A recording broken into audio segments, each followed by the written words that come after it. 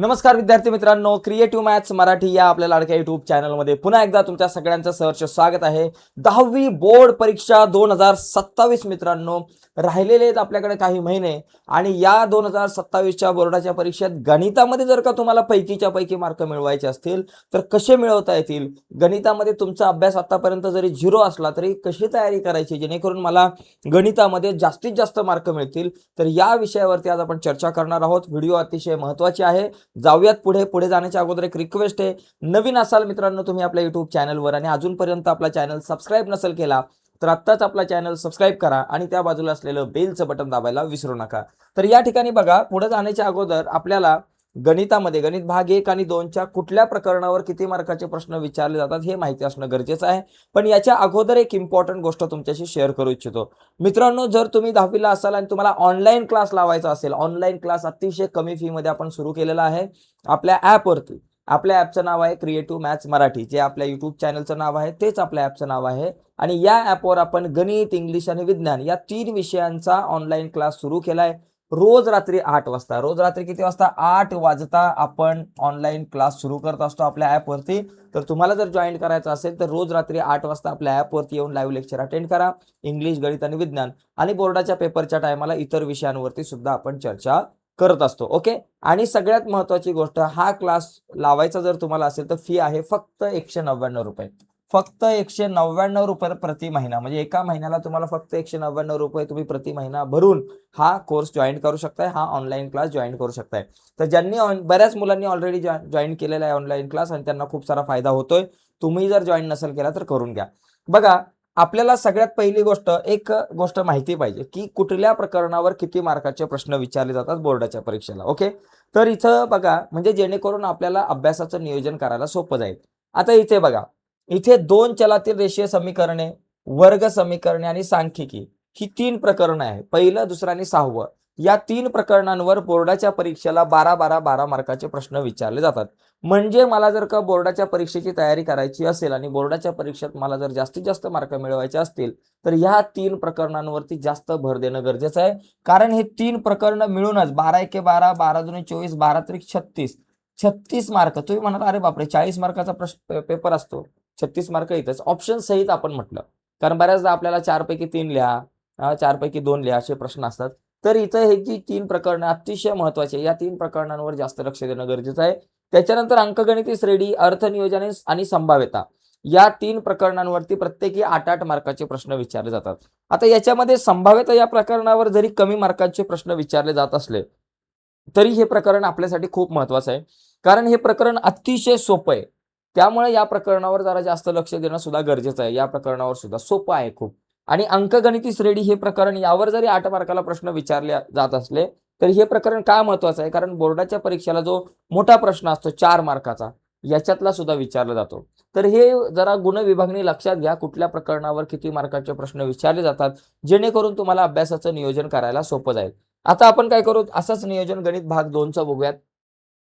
गणित भाग 2 मध्ये बघा, आपण या ठिकाणी पहिलं जे प्रकार बघा, वर्तुळ, समरूपता आणि महत्त्वमापन ही 3 प्रकरणं जास्त महत्त्वाची आहे. कारण या ठिकाणी बघा, वर्तुळ प्रकरणावर 12 मार्काचे प्रश्न विचारले जातात, समरूपता प्रकरणावर पहिलं प्रकरण आहे 10 मार्काचे आणि शेवटचं जे महत्त्वमापन प्रकरण आहे 10 मार्क.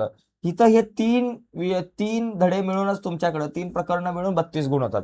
म्हणजे बाकीचे 4 बाजूला ठेवा, पण ही 3 प्रकरणं मिळून 32 मार्क होतात. त्याच्यामुळे या 3 प्रकरणांकडे जास्त कॉन्सन्ट्रेशन करणं गरजेचं आहे. आणि बघा, आणि त्याचबरोबर मित्रांनो, हे एक प्रकरण आहे भौमितिक रचना, 4थं प्रकरण आहे. हे प्रकरण अतिशय सोपं आहे. 7 मार्काला प्रश्न विचारले जातात, खूप सोपं आहे. पायथागोरसचं प्रमेय दुसरं प्रकरण आहे, त्याच्यावर 7 मार्काचे प्रश्न. निर्देशक भूमिती 7 मार्काचे प्रश्न आणि त्रिकोणमिती या प्रकरणावर 7 मार्काचे प्रश्न. म्हणजे गुणविभागणी तुमच्या लक्षात आली असेल, कुठल्या प्रकरणावर किती मार्काचे प्रश्न विचारले जातात. तसे एकूण 40 मार्काचा पेपर असतो, पण 60 मार्काचे प्रश्न विचारले जातात आणि 60 पैकी आपल्याला 40 मार्काचे प्रश्न जे आहेत ते सोडवायचे असतात. याचा स्क्रीनशॉट वगैरे जर तुम्हाला घ्यायचा असेल तर तुम्ही घेऊ शकता. ठीक आहे, चला पुढे जाऊयात. पुढचा पॉईंट बघा, या ठिकाणी आता एक लक्षात घ्या, प्रश्नपत्रिकेचं स्वरूप. आता कुठल्या प्रकरणावर किती मार्काचे प्रश्न विचारले जातात हे लक्षात आलं. आता प्रश्नपत्रिकेचं स्वरूप समजून घेऊ आणि त्याच्यानंतर मग काय स्ट्रॅटर्जी आपण वापरली पाहिजे जास्तीत जास्त गुण मिळवण्यासाठी, तर तिच्यावर चर्चा करू. बघा, प्रश्नपत्रिकेमध्ये जर विचार केला तर एकूण तुमच्याकडे 5 प्रश्न असतात. पहिला जो प्रश्न आहे त्याच्यामध्ये दोन उपप्रश्न आहे, पहिल्यातला ए आणि पहिल्यातला बी.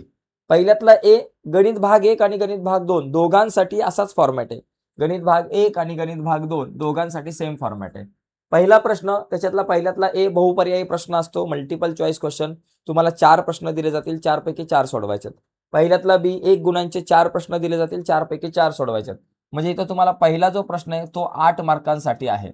दुसरा जर तुम्ही प्रश्न बघितला दुसऱ्यातला ए आणि बी, दुसऱ्यामध्ये सुद्धा ए आणि बी असे उपप्रश्न आहे. ए जो आहे कृतीवर आधारित, म्हणजे तुम्हाला 3 कृती दिल्या जातील, त्याच्यामध्ये तुम्हाला ते बॉक्स भरायचे असतील. 3 पैकी 2 कृती पूर्ण करायच्या, 4 मार्क. आणि प्रश्न दुसऱ्यातला बी जो आहे तुम्हाला 5 प्रश्न दिले जातील 2-2 मार्काचे, 5 पैकी 4 सोडवायचे, 8 मार्क. इथे जर तुम्ही नीट ऑब्झर्वेशन केले ना, इथे तुम्हाला 12 मार्क होतात टोटल, 8 आणि 4 12. आता प्रश्न पहिला आणि दुसरा अतिशय सोपा असतो आणि पहिला आणि दुसरा हे 2 प्रश्न मिळून तुमचे 20 मार्क होतात. मित्रांनो, तुम्हाला इथं 20 पैकी 20 मार्क मिळू शकतात पहिल्या आणि दुसऱ्या प्रश्नामध्ये. एकच काम करायचंय, बोर्डाच्या कुठल्याही जुन्या 5 प्रश्नपत्रिका घ्यायच्यात आणि त्या 5 प्रश्नपत्रिका ज्या आहेत त्याच्यामधला फक्त पहिला आणि दुसरा प्रश्न जरी सोडवला तरी तुमच्या इथं 20 मार्क होऊन जातील. ओके. प्रश्न तिसरा जो आहे त्याच्यामध्ये ए आणि बी आहे. ए 3-3 मार्काचे 2 प्रश्न विचारले जातील, त्याच्यातला 1 सोडवायचा आहे. आणि बी मध्ये 3-3 मार्काचे 4 प्रश्न विचारले जातील, त्याच्यातले 2 सोडवायचे आहेत. म्हणजे हा जो प्रश्न आहे तिसरा तो तुमचा 9 मार्कांसाठी आहे. चौथा प्रश्न तुम्हाला 3 4-4 मार्काचे प्रश्न दिले जातील, त्याच्यापैकी 2 सोडवायचे, 8 मार्क मिळतील. आणि 5व्या प्रश्नामध्ये तुम्हाला 2 पैकी 1 प्रश्न सोडवायचा आहे, जिथे तुम्हाला 3 मार्क मिळतील. तर अशा पद्धतीने हे प्रश्नपत्रिकेचं स्वरूप आहे गणित भाग 1 आणि 2चं. तुमची 6माही परीक्षा असेल तिचं स्वरूप सुद्धा असंच असणार आहे. त्याचबरोबर तुमची पूर्व परीक्षा तिचं स्वरूप पण असं असणार आहे. बोर्डाच्या परीक्षेचं तर स्वरूप असंच असणार आहे. असा बोर्डाच्या परीक्षेला तुमचा पेपर असेल. ठीक आहे. आता पुढे बघा, पुढचा मुद्दा आता अतिशय महत्वाचा आहे, अंतर्गत मूल्यमापन. बघा 40 मार्काला तुम्हाला माहिती आहे 10वी गणितामध्ये जर विचार केला 100 मार्काचा जर तुमचा पेपर असेल तर त्या 100 मार्कांपैकी 40 मार्क गणित भाग 1 लेखी, 40 मार्क गणित भाग 2 लेखी आणि 20 मार्क अंतर्गत मूल्यमापन. तर हे अंतर्गत मूल्यमापनाचे जे 20 गुण आहेत ते कसे ठरवले जातात, ते कसे दिले जातात ते बघा. 20 मार्क आहे ना, तर त्याच्यातले गृहपाठाला तुम्हाला 10 मार्क आहेत. ओके. आणि बहुपर्यायी प्रश्नांची एक तुमची टेस्ट घेतली जाईल किंवा एखादा प्रयोग घेतला जाईल गणिताचा. म्हणजे 10 मार्क तुम्हाला गृहपाठाला आहे. त्याच्यामुळे लक्षात घ्या, गृहपाठ वर्षभरामध्ये शाळेत शिक्षकांनी दिलेले गृहपाठ वेळेवर पूर्ण करा. गणित भाग 1 5 मार्क, गणित भाग 2 5 मार्क, हे 10 मार्क हातातले आहेत मित्रांनो. काही न करता हे 10 मार्क आपल्याला मिळतील. त्याच्यासाठी लक्षात घ्या, तुम्हाला इथं पेपर लिहायचा नाहीये, फक्त गृहपाठाच्या वह्या वेळेवर पूर्ण करा, 10 मार्क मिळून जातील. ओके. त्याच्यानंतर 10 मार्क जे आहे ती शाळेमध्ये तुमची बोर्डाच्या परीक्षेच्या अगोदर एक टेस्ट घेतली जाईल बहुपर्यायी प्रश्नांची. ओके. त्याच्यामध्ये गणिताला 5 मार्क आणि गणित भाग 2 ला 5 मार्क असेल, असे 10 मार्क. असे 10 मार्क तुम्हाला बहुपर्यायी प्रश्न, 10 मार्क जे आहेत ते तुमचे गृहपाठ, असे 20 मार्क तुमच्या हातात आहेत. प्रत्येक विद्यार्थ्याला इथं 20 पैकी 20 मार्क पडले पाहिजे, त्यासाठी स्ट्रॅटर्जी. मित्रांनो, प्रत्येक विषय गणितामध्ये जर का गणित बघा, कुठलाही विषय बघा तुम्ही, गणित गणित पकडा किंवा तुम्ही इतिहास पकडा, भूगोल, भूगोल असेल, कुठलाही विषय असेल तुमचा, तर त्या प्रत्येक विषयामध्ये अंतर्गत मूल्यमापनाचे 20 मार्क असतात. आणि हे 20 मार्क, यामध्ये 20 पैकी 20 मार्क तुम्हाला पडलेच पाहिजे. त्यासाठी वर्षभर शिक्षक जे काही गृहपाठ तुम्हाला देतात ते गृहपाठ सगळे आपण वेळेवरती पूर्ण केले पाहिजे. ठीक आहे. चला आता पुढचा मुद्दा बघू आपण. आता याच्यामध्ये एक लक्षात घ्या, कुठलाही मुलगा असेल त्याला गणितामध्ये 59 मार्क खूप कमी अभ्यास करून, बघा काय होतं माहितीये का, बऱ्याचदा काही मुलं काय करतात, सगळा अभ्यास करतात, खूप सारा अभ्यास करतात, पण मार्क कमी मिळतात. आणि काही मुलं खूप कमी अभ्यास करून सुद्धा त्यांना जास्त मार्क मिळतात. असं काय होतं, कारण कमी अभ्यास जरी त्यांनी केलेला असला तरी तो नेमका असतो. त्याच्यामुळे नेमका कसा करायचा, काही न करता तुम्हाला 80 पैकी 80, काही न करता तुम्हाला 100 पैकी 69 मार्क मिळू शकतात. कसे सांगतो. पहिली गोष्ट, 20 मार्क तुमचे अंतर्गत मूल्यमापनाचे, ते 20 मार्क तुम्हाला मिळाले. अधिक गणित भाग 1 मध्ये बघा तुम्हाला 31 मार्क मिळतील कमी अभ्यास करून. 20% अभ्यास करूनच 31 मार्क. कसे, तुम्ही काय करायचंय, प्रश्न पहिला जो आहे, प्रश्न पहिल्यामध्ये ए आणि बी प्रश्न असतात, तो 8 मार्काचा आहे. प्रश्न पहिल्यामध्ये काय करायचं, प्रश्न पहिल्याची तयारी करायची फक्त. ती कशी, कुठल्याही 4-5 प्रश्नपत्रिका घ्यायच्या, त्याच्यातला फक्त प्रश्न पहिल्यातला ए आणि बी सोडवायचा. ओके. आणि त्याचबरोबर तुमच्या पुस्तकामध्ये जे संकीर्ण प्रश्न संग्रह आहे गणित भाग 1 चे, त्याच्यातले मल्टिपल चॉईस क्वेश्चन सोडवायचे. तेवढे जरी केले तरी इथे तुमचे 8 मार्क पहिल्या प्रश्नामध्ये तुम्हाला मिळतील. त्याच्यानंतर संभाव्यता प्रकरण सोपं आहे, ते 8 मार्क. आणि सांख्यिकी प्रकरण सोपं आहे, ते 12 मार्क. आणि आलेख काढायला शिका, 3 मार्क. असे जर तुम्ही पकडले तर तुमच्याकडे इथे 31 मार्क होतात खूप कमी अभ्यास करून. काय करायचं, फक्त 2 प्रकरण करायचं. फक्त पहिली गोष्ट काय, प्रश्न पहिला करायचा आहे आणि 2च प्रकरणांचा अभ्यास करायचा आहे. सांख्यिकी आणि संभाव्यता. संभाव्यता 8 मार्क, सांख्यिकी 12 मार्क, एकूण 20 मार्क. आणि आलेख काढायची प्रॅक्टिस करायची. पहिल्या प्रश्नामध्ये, पहिल्या प्रकरणामध्ये आलेख कसा काढायचा ते माहिती आहे. आलेख जर काढायला शिकलात तर 3 मार्क तुम्हाला मिळून जातील. म्हणजे काही न करता इथं तुम्हाला 31 मार्क फक्त 2 धड्यांचा अभ्यास करून तुम्हाला मिळू शकतात. त्याच्यामुळे तुम्ही गणित भाग 1 ची तयारी करताना जर काहीच अभ्यास नसेल झाला एखाद्या विद्यार्थ्याचा, तर तुम्ही काय करायचं, संभाव्यता प्रकरण, सांख्यिकी प्रकरण, पहिल्या प्रश्नाची तयारी आणि आलेखाची तयारी. आणि याचबरोबर जर का तुम्ही क्रेमरची पद्धत पहिल्या प्रकरणामध्ये ती केली, सूत्र पद्धतीने गणित सोडवणं याची तयारी केली, तर तुम्हाला आणखी तुमचे मार्क वाढू शकतात. आता बघा गणित भाग 2 मध्ये म्हणजे 20 अधिक हे 31. गणित भाग 2 मध्ये तुम्हाला 18 मार्क काही न करता मिळतील. त्याच्यासाठी काय करायचं, प्रश्न पहिला तुम्हाला 8 मार्काला आहे, त्याची तयारी चांगली करायची. भौमितिक रचना प्रकरण, त्याच्यात आकृत्याच काढायच्या ते 7 मार्काला, आणि त्याचबरोबर प्रमेय सगळी करा, 3 मार्क मिळून जातील. असे 18 मार्क तुम्हाला इथे मिळून जातील. आता या तिघांची जर तुम्ही टोटल केली तर ती 69 तुम्हाला होते. तर अशा प्रकारे जर तुम्ही स्ट्रॅटर्जी जर वापरली तर तुमचा कमी वेळामध्ये जास्तीत जास्त अभ्यास होऊ शकतो. गणित अंतर्गत मूल्यमापनाचे 20 मार्क, गणित भाग 1 चे 31 मार्क. ते कसे, प्रश्न पहिल्याची तयारी करा, सांख्यिकी आणि संभाव्यता ही 2 प्रकरणं करा आणि आलेख काढण्याची तयारी करा. ओके. आणि त्याचबरोबर गणित भाग 2 मध्ये पहिला प्रश्न करा, भौमितिक रचनाचा सराव करा आणि प्रमेय करा, 3 मार्क. ज्याला पास व्हायचं नुसतं त्याच्यासाठी हा प्लॅन चांगला आहे. 69 मार्काचं तुम्ही लिहू शकताय चांगल्या प्रकारे. याच्यातून 69 मार्कांमधून 60 जरी पडले, 50 जरी पडले तरी दुधात साखर आहे, काय टेन्शन नाही. ओके. तर ही स्ट्रॅटर्जी ज्यांना फक्त पास व्हायचं त्यांच्यासाठी. आता ज्यांना आउट ऑफ मार्क मिळवायचं आहे त्यांनी सगळ्या प्रकरणांचा अभ्यास करणं गरजेचं आहे. मग त्याच्यासाठी काय करायचं बघा, त्याच्यासाठी पहिली गोष्ट, सगळ्यात पहिली पाहिजे, पाठ्यपुस्तक 100% तुम्ही वाचलं पाहिजे, नीट समजून घेतलं पाहिजे.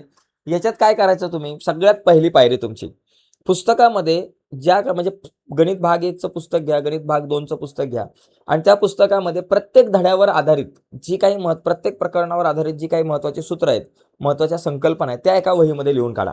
म्हणजे एका वहीमध्ये ती सगळी सूत्र संकल्पना लिहून काढा आणि त्या समजून घ्या, वारंवार पाठ करा, वारंवार समजून घ्या, सूत्र समजून घ्या. कारण सूत्र म्हणजे बेस आहे. ओके. ते झालं. ते झाल्यानंतर काय करा, त्या प्रत्येक प्रकरणामध्ये सोडवलेली गणितं करा. म्हणजे पहिले सूत्र करा, त्याच्यानंतर सोडवलेली जी काही गणित आहे त्यांचा सराव करा आणि सोडवलेल्या गणितांचा सराव केल्यानंतर तुमचं काय काय होईल माहिती आहे का, कन्सेप्ट क्लिअर होतील आणि तुमचा बराचसा अभ्यास क्लिअर होईल. त्याच्यानंतर पुस्तकामध्ये जे काही तुमचे सराव संच आणि संकीर्ण संग्रह याचा तुम्ही अभ्यास केला पाहिजे आणि नंतर मग शेवटी प्रश्नपत्रिकांचा सराव. हा जर क्रम ठेवला तर तुम्हाला आउट ऑफ मार्क मिळवण्यास कोणीच रोखू शकत नाही. त्याचबरोबर सूत्रांची एक स्वतंत्र वही करा. मी तुम्हाला म्हटलं बेसिक संकल्पना, कन्सेप्ट क्लिअर केल्या पाहिजेत, हे सुद्धा तुमच्या लक्षात आलं असेल. आणि कॅल्क्युलेटरचा वापर आपण टाळला पाहिजे. कॅल्क्युलेशन हाताने केलं पाहिजे. काही काही मुलं काय करतात, फटाफट करण्यासाठी मोबाईलवरती कॅल्क्युलेटरचा वापर करतात. तर तसं काही तुम्ही करू नका.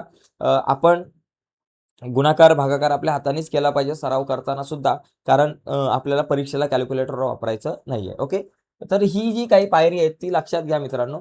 त्याच्यानंतर आणखी एक महत्त्वाचा मुद्दा आहे, तो कुठला, तर रिव्हिजन. मित्रांनो, गणितच नाही, कुठल्याही विषयाची रिव्हिजन अतिशय महत्त्वाची आहे. काय होतं माहिती आहे का, समजा मी महिनाभर अभ्यास केला, आज एका विषयाचा, उद्या एका विषयाचा, परवा एका विषयाचा, 13व्या विषयाचा, एका विषयाचा, 30 दिवस मी 30 वेगवेगळ्या संकल्पनांचा अभ्यास केला.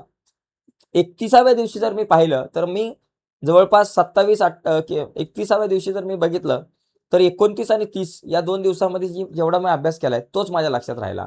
बाकी 1 ते 28 दिवसांचा अभ्यास मी विसरून गेलो. का? कारण माझा सराव नसतो झालेला, कारण माझी उजळणी नसती झालेली. त्याच्यामुळे मित्रांनो, तुम्ही एवढी मेहनत घेताय, ती मेहनत वाया जाण्याची शक्यता आहे जर आपण रिव्हिजन नाही केली तर. त्याच्यामुळे रिव्हिजन करणं गरजेचं आहे. याच्यासाठी पहिल्या 24 तासात तुमची पहिली रिव्हिजन झाली पाहिजे. एक ट्रिक सांगतो. आज तुम्ही दिवसभरामध्ये जो काही अभ्यास कराल, बघा, रोज सकाळी उठल्यानंतर काय करायचं, आदल्या दिवशी जो काही तुम्ही अभ्यास केला त्याची रिव्हिजन 1 तास करायची, बस, बाकी काय नाही करायचं. रोज रिव्हिजन सकाळी उठल्यानंतर 1 तास रिव्हिजनला द्यायचा.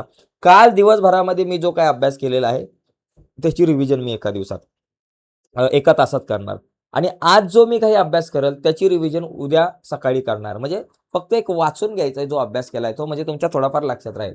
त्याच्यानंतर 7 दिवसानंतर दुसरी रिव्हिजन. 7 दिवसांनी काय करायचं, दर रविवार, आठवड्यातला एक रविवार असा ठेवायचा, अर्धा दिवस. त्या अर्ध्या दिवसामध्ये मी आठवड्याभरामध्ये 6 दिवसात सोमवार ते शनिवारपर्यंत जो काही अभ्यास केलाय तो एकदा डोळ्याखालून घालन, तो एकदा वाचून काढेल मी, त्याची रिव्हिजन घेईल. म्हणजे तुमची रिव्हिजन पक्की होईल आणि महिन्याच्या शेवटी तुम्ही 2 दिवस असं द्यायचं 30-31 तारीख. त्याच्यामध्ये संपूर्ण महिन्याभरामध्ये मी जो काही अभ्यास केलाय त्याची मी रिव्हिजन करणार. आणि नंतर मग असं जर तुम्ही टप्पा ठेवला रिव्हिजनचा तर तुम्ही विसरणार नाही अजिबात. नाहीतर तुम्ही विसरून जाऊ शकता. त्यामुळे मित्रांनो रिव्हिजन करणं गरजेचं आहे. गणिताची सुद्धा आणि इतर सगळ्या विषयांची सुद्धा. ओके. तर आज आपण पाहिलं गणितामध्ये तुम्हाला जास्तीत जास्त मार्क मिळवण्यासाठी काय स्ट्रॅटेजी तुम्ही वापरली पाहिजे. तर पहिली गोष्ट कुठल्या प्रकरणावर किती मार्क किती मार्काला प्रश्न विचारले जातात हे माहिती पाहिजे. ते आपण पाहिलं. प्रश्नपत्रिकेचं स्वरूप पाहिलं. त्याचबरोबर तुम्हाला गणितामध्ये चांगले मार्क मिळवण्यासाठी सगळी सूत्र, संकल्पना समजून घेतल्या पाहिजेत. त्याच्यानंतर पुस्तकामध्ये सोडवलेल्या गणितांवरती सुद्धा लक्ष दिलं पाहिजे आणि प्रश्नपत्रिकाचा सराव सुद्धा अतिशय महत्त्वाचा आहे. तर आजच्या चर्चेत इथेच थांबू. थांबण्याच्या अगोदर महत्त्वाची गोष्ट मित्रांनो, तुम्हाला जर ऑनलाईन क्लास लावायचा असेल, ज्या विद्यार्थ्यांनी अजून क्लास लावला नाहीये कुठेच आणि त्यांना जर का ऑनलाईन क्लास लावायचा असेल, तर अतिशय माफक फीमध्ये आपण ऑनलाईन क्लास सुरू केलेला आहे आपल्या ॲपवरती. आपल्या ॲपचं नाव आहे क्रिएटिव्ह मॅथ्स मराठी. या आपल्या ॲपवर आपण ऑनलाईन क्लास सुरू केलेला आहे. तर तुम्ही ॲपची लिंक व्हिडिओच्या खाली डिस्क्रिप्शनमध्ये आहे किंवा तुम्ही प्ले स्टोअरला जाऊन क्रिएटिव्ह मॅथ्स मराठी हा ॲप डाउनलोड करू शकताय. आणि या ॲपवर आपण रोज रात्री 8 वाजता ऑनलाईन लेक्चर घेत असतो. आज सुद्धा रात्री 8 वाजता ऑनलाईन लेक्चर आहे. तर आजचा 8 वाजताचा ऑनलाईन लेक्चर तुम्ही नक्कीच अटेंड करा आणि तुम्हाला फायदा होईल. आणि हा जो कोर्स आहे त्याच्यामध्ये इंग्लिश, गणित आणि विज्ञान या 3 विषयांवर आपण चर्चा करतो. बोर्डाच्या परीक्षेच्या काळामध्ये इतर आपण सर्व विषयांवरती चर्चा करणार आहोत. पण सध्या इंग्लिश, गणित, विज्ञान या 3 विषयांवरती आपण जास्त फोकस देत असतो. ओके. आणि या कोर्सची फी आहे फक्त ₹199. फक्त ₹199 मध्ये तुम्ही गणिताचा, इंग्लिशचा आणि विज्ञानाचा क्लास जॉइन करू शकताय. तर आजच्या चर्चेत तिथेच थांबूयात. बाय मित्रांनो. धन्यवाद.